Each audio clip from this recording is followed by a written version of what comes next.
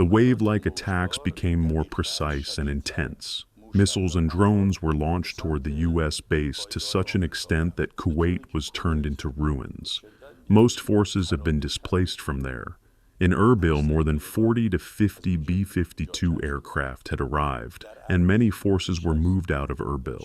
More importantly, the CENTCOM command, which was in Qatar, first moved to Jordan. We also hit Jordan severely, so the commander moved from Jordan to Israel. What does this mean? It means that the apparatus for an imminent battle is being set up so that when they come to the Strait of Hormuz, they can command and provide support from nearby. Both command and support for targeting operations in the Strait of Hormuz.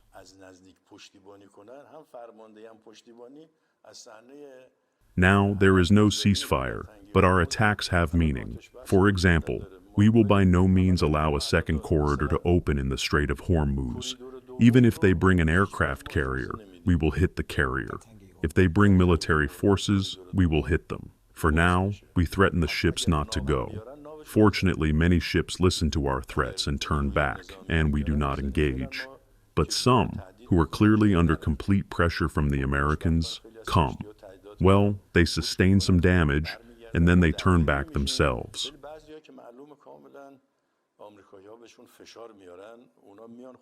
I heard that yesterday, apparently, Mr. Trump said, "We had an operation larger than World War II.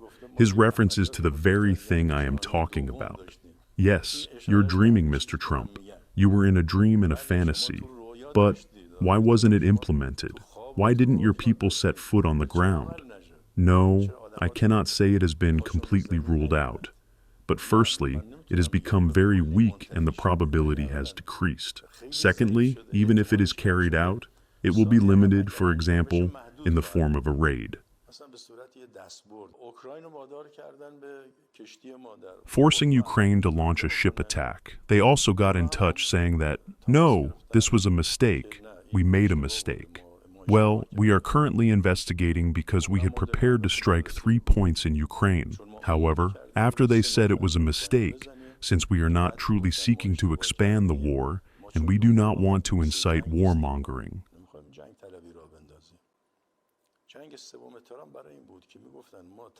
Trump's third war was because they said, we will open the Strait of Hormuz, go in and seize Iran's oil and gas, Karg, and so on. In northern Iran, we deploy air defense. There are only a few bridges and roads leading from north to south, most of which pass through highlands. Therefore, we take Iran's oil and gas, and the management of the Strait of Hormuz falls into our hands, removing it from Iran's control. Now, would the world tolerate this? Would even the Europeans tolerate the global economy's choke point being in America's hands? Would China tolerate it? This itself could have been a catalyst for World War III.